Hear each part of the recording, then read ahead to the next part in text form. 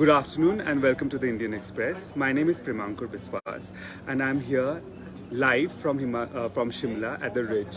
With me I have got Gautami and Siddharth. Both of them run an organization which works with self-help groups in villages. I will ask Gautami to explain more. Hi Premankar, thank you for having us. We run a social enterprise called Buraansh, and we are trying to promote authentic handmade produce from Himachal, and all our produce is made by self-help groups and small women collectives and small farmers, and we are taking this brand to on a national level. Okay, and Siddharth, if you could tell us about the selections as stakeholders, as people who are, doing business in the state, as stakeholders, what are the issues that you think would be at play in this elections? Right. So let me just start with saying, first of all, the previous government the central government has come up with a lot of policies that have helped startups and business. But as far as Himachal is concerned, a lot more needs to be done. More concrete industrial policy needs to come out that will help businesses flourish in this rather difficult state, I would say. Also, we are really in need of trained manpower. So the government also needs to come up with something like more ITIs and more training courses so that businesses have access to trained professionals. So these are the two issues that businesses would definitely be looking out in the coming election. Both of you are Shimla natives who have come back to the state to start your business. Coming back from a big city like Delhi, how difficult or how easy was it to set up your business here? It has been a challenge for us, mainly because of the logistics and the raw materials, which is basically packing material and transport. And our market is also in the bigger cities, so all that is a challenge for us. Getting our local produce is easier. That's why we came back here, because we really wanted to work with all these small farmers and SHG self-help groups closely. That has been going great for us, but in terms of logistics, it's been a challenge for us. If you could tell us, what are the specific logistical problems you have faced? For example, if we definitely have access to processed food products and everything in here in Himachal, but things around it, packaging material, machinery, and things like that, all of that, we don't have an industry in Himachal. For something as simple as corrugated boxes, I would say, which has a huge demand in Himachal, one has to go to other states to get these things. So that has been one issue. And secondly is the shipping cost we bear in sending these things outside Himachal. So these two are the components add to our final costs and the competitive edge over other brands. Gautami, you work closely with women jam makers and also crafts makers in villages across Himachal. You've spent months studying them, working with them. If you could tell us, what are what is the role of a typical Himachali woman in making important decisions, especially when it comes to elections? I think women of Himachal have been very vocal about their issues, and they do have the agency when it comes to making such decisions, and they also have an influence over their family. They, unlike probably other states, women in Himachal are quite active. They work, they contribute a lot in the household earnings. So probably that's why they also have some voice when it comes to elections, and they will make the choice depending on the benefits they have gotten in the previous 5 years. Okay, I'm moving ahead. I also I'm curious about what are the expectations from the present government, or what are the challenges that the next government that will come when it comes to your particular industry, which is the horticultural and Well, one expectation from the current or maybe the next government definitely is to give impetus to processing industry. Till now, the focus in the food sector has been on maybe apple procurement and all that sort of things. But the focus really needs to shift on better processing facilities for the farmer. Because what farmer wants is, farmer doesn't want to immediately sell the crop. Farmer wants to get better prices, and maybe processing and better cold store facilities can help achieve that. So that is one thing the next government should definitely look into. Okay. And also, I'm curious about the youth of Himachal. You both are the youth of Himachal. A lot of, we know that a lot of Himachali people tend to move out. You were just discussing how you're considered to be a failure if you come back to the city. But I'm sure you guys are not, and you've proven yourself. But, why is it that, unemployment is such a big issue? And how does a typical Himachali youth look at this? Himachali youth needs more skill based, I think. Skills are still missing. We have to go out for better education. That is, it starts from there. That movement outside the state starts from education. We both also had to leave the state to get better education. And coming back is looked down upon, because either you get a government job, which is great, but if you don't have a government job, then you don't find any corporates, any industry. There's nothing here in Shimla or even any other city in Himachal Pradesh where you get a decent paid job. So what are you going to do? For us, we started our own business, so probably we have scope in that, and to we can increase our target audience and try to move our product outside Himachal. But not everyone can start a business, and there is lack of private sector jobs. Yeah, but I was talking to a lot of people around here. So they apparently army is a big thing, right? Every Himachali youth aspires to be an army jawan in villages, mostly in rural areas. And if not, then of course, there are the options of moving out of the city. But Siddharth, what do you feel? Is this something that is of course, they take pride in being in the army, but what are the other causes that drives them towards? Well, so as you were saying, pride is that one factor. So it's a very aspirational thing. मेरा बेटा फौज में है या मेरा बेटा सरकारी नौकरी में. It's a very aspirational thing for a household to achieve one of these. But when it comes to running their own business, people have started doing that. Youth has started. We've had very good startups coming up, and enterprises due to these schemes like Swavlamban and the Startup India scheme.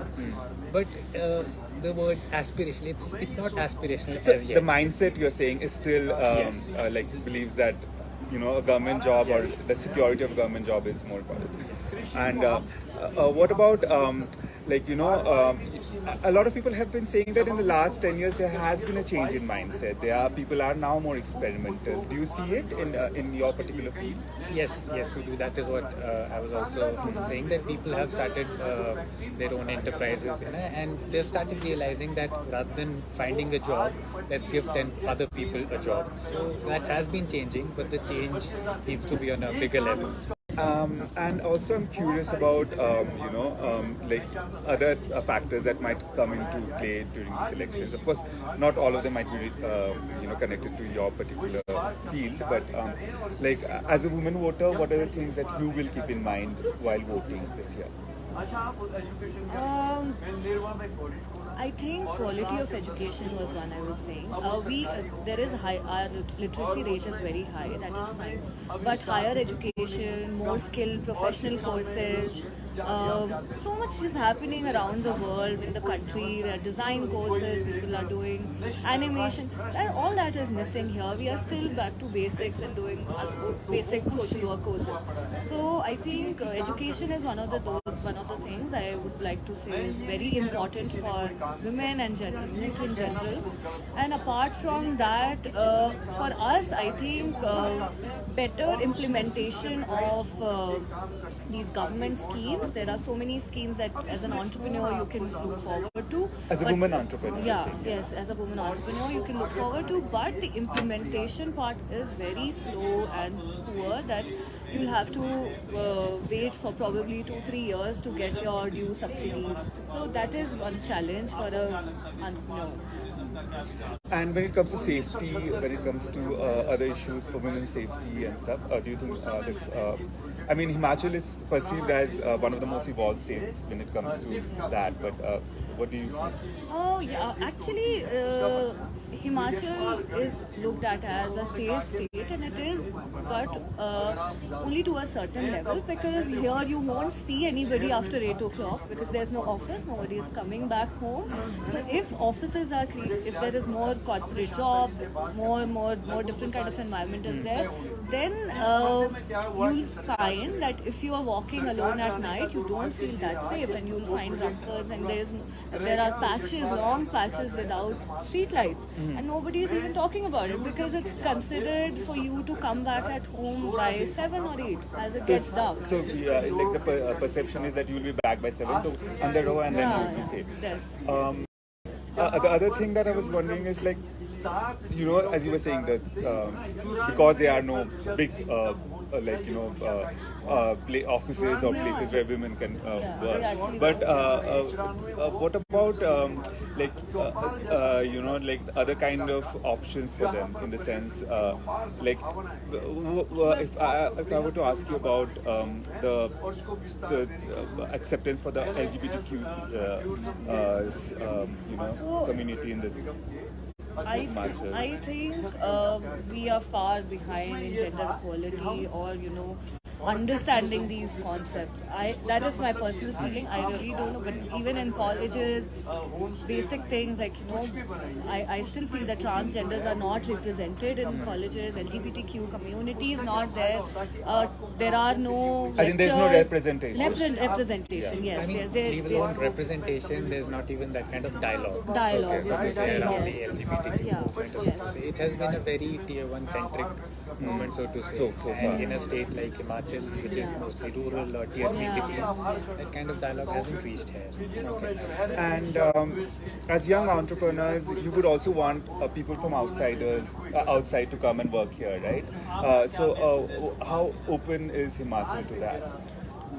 Himachal is gradually changing. Earlier, it was very tough for anybody to come here and adjust, because you're still looked down, tagged as a migrant, and it's a very close-knit community. People, you know, find friendships in regional terms. But now people are becoming more accepting, because they realize that if you want to have a better workforce, you need to have people from across the country.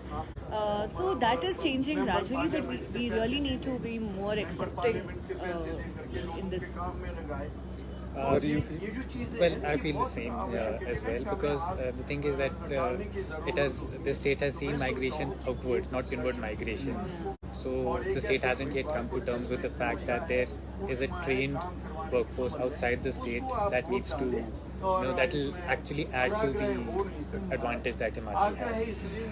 Now coming to the manifestos of both BJP and Congress, the major, you know, like parties for this elections at least, they have made a lot of promises.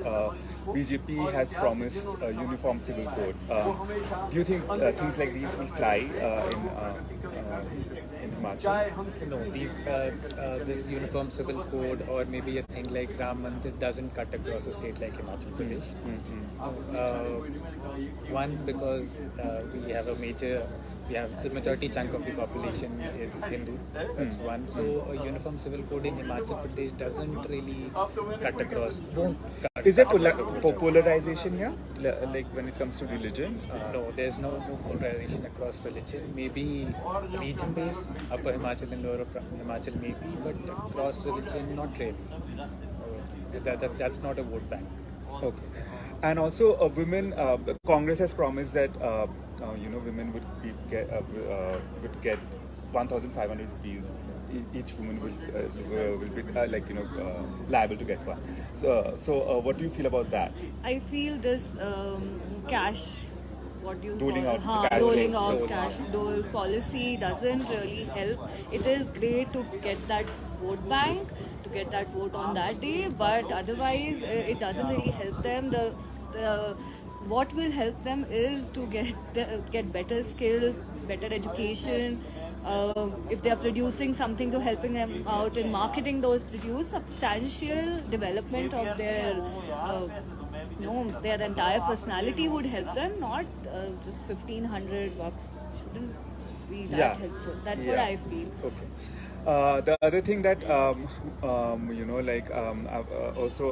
it was a big issue for in your industry was the GST on the packing materials. Yeah. So if you could tell us more about that, like, and how is it affecting your business? Well, it's definitely affecting our production costs. That's one. Anyways, paper and corrugation material, the costs have really gone up. And on top of that, GST, yes, earlier it was on a 12% regime, now it has been moved to 18%. So definitely it adds to our costs, and it's a killer when it comes to our competitive advantage over other brands. So if you could tell us in terms of numbers, how the prices have been affected, or how your profits have been affected. Well, when it comes to cost, I would say at least 5 to 7% we've witnessed an increase in our costs due to that, and the same goes for for the profits. In that proportion only, it has come down. So that's it. And coming back to generational clashes when it comes to voting, do you see a distinct difference in youth and the voting pattern of the? Was a state where there were families marked as from one party or another party, but that has been changing. Youth has moved out from villages, staying in the cities, have developed their own ideology, so they have somehow left that organizational line, and they vote very independently. And of course, you guys will be voting this Saturday, and best of luck on Thank that. you. And Thank you do make informed decisions. And thank you for speaking with Indian Express Thanks so and much. taking your time out and speaking with us. That's all, folks. We will keep on continuing the series of live from Himachal Pradesh. This is Primankur Biswas for the Indian Express. Thank you.